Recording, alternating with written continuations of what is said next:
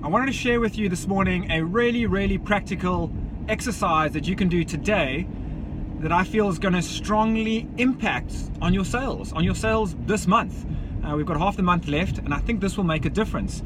So if you're interested in finding out how to impact your sales in the short term, keep listening. So I think if you fully understand your sales process and you've documented it, you can then see the weaknesses, the strengths, the bottlenecks that are happening, and you can streamline it.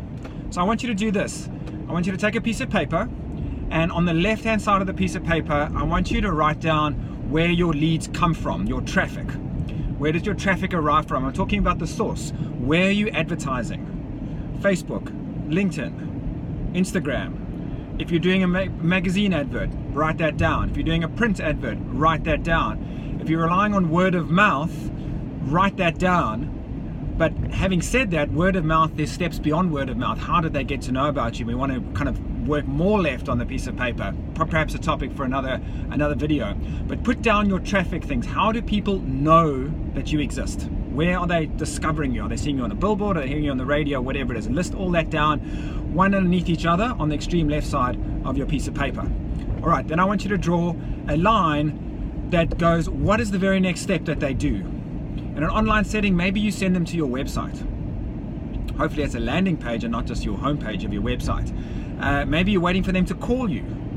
So the next step is for them to call you. So I want you to write what the next step is. Don't skip a step. If that arrow is getting to a goal that has a couple of steps in it, then you've missed out. I want the arrow to go to the next exact step. So let's say it's a phone call, the phone rings. The next step after that is the conversation. And what is that conversation? Who's answering? And what kind of information are they giving? Really chart that out. Once that conversation has happened, what next? Does that information get captured? Where does it go? Does it go into a CRM? Does it go into someone's email? Does it get written down on a piece of paper and passed on to someone? What is the exact step? Don't skip anything out. The devil's in the details. Really drive in deep. All right? From there, where does it go? Does it go to a salesperson? How does it get to that salesperson? If it goes to the salesperson, what does the salesperson do? Every single step must be documented until you either get a yes or a no on your sale. So mark that out, and in there put your sales collateral. What are you sending? If you're sending a brochure, if you're sending a repeatable email, if it's a quote, whatever it is, document it into this map. So you're working from the left side of the page to the right side of the page, and the right side of the page really ends with a yes or no from the customer. If it's a yes, there's another funnel that runs on from there, and if it's a no, there's another funnel that runs on from there as well, in terms of trying to activate them as a customer in the future, or if they're a yes customer, trying to get them to buy more from you again. But I really want you to document in absolute excruciating detail your sales process, because the moment you see that, you're going to notice your gaps, you're going to notice your mistakes, and if you plug those holes and just do a slightly better job today, tomorrow, trust me, you're going to see an impact in your sales bottom line this month.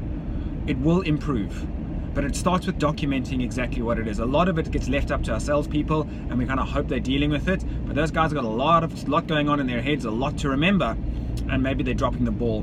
Document out that process. It's called building your sales funnel, and once you've done that, and we start optimizing and making that sales funnel more efficient, make the sales cycle shorter, we maybe make it more automatic. There's a whole host of techniques around sales funnels which we can unpack at a later date. But guys, map the process that you're running right now. That's my practical step for today. Catch you later.